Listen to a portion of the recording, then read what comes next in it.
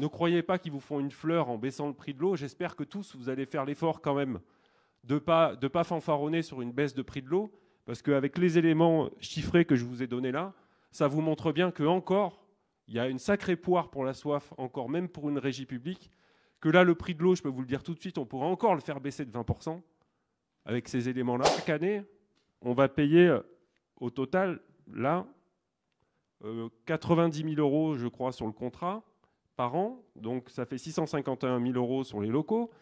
Et vous nous expliquez qu'à la fin, on va encore devoir payer la valeur comptable nette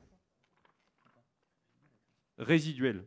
Je ne parlerai pas d'escroquerie, mais en tout cas, ça montre à quel point les bénéfices sont gigantesques sur les contrats d'eau, que l'on paye et qu'on repaye les compteurs d'eau du contrat de SAC-là et du SIEPB.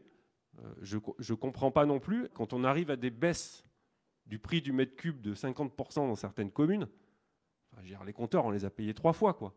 Vous pouvez reprendre aussi les frais informatiques qui se montent à plus de 800 000 euros.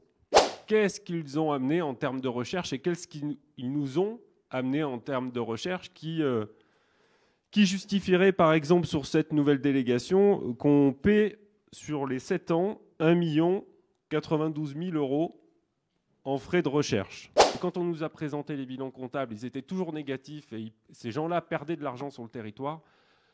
Si vous prenez juste une ligne qui résume tout, quand on fait la somme du personnel, on était facturé x2 avant, multiplié par 2.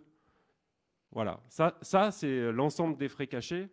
Aujourd'hui, une régie publique ne paye pas d'impôts locaux et ne paye pas d'impôts sur les sociétés, par exemple. De la même façon, la différence qu'on peut avoir entre une régie publique et une délégation de services publics, donc là, à Veolia, on n'a pas de directeurs commerciaux à rémunérer, ni de directeurs régionaux, ni même de rendement à satisfaire pour les actionnaires. De la même façon, on n'a pas non plus de contribution aux services centraux de recherche. Quand on signe des contrats en délégation de services publics, les amortissements se font sur une longueur plus courte, qui est celle de la durée du contrat.